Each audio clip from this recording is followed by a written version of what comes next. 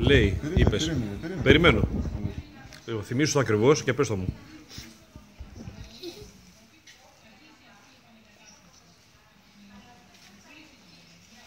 Καλά το πήγες εκεί, αλλά άμα το πας καλύτερα.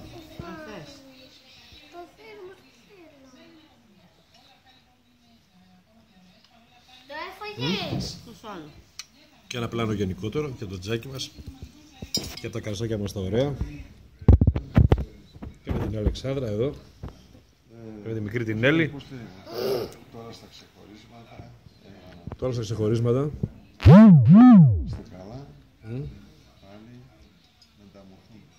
Ναι. Και άλλοι το λένε το χρόνο να είμαστε καλά και πάλι να γλεντούμε.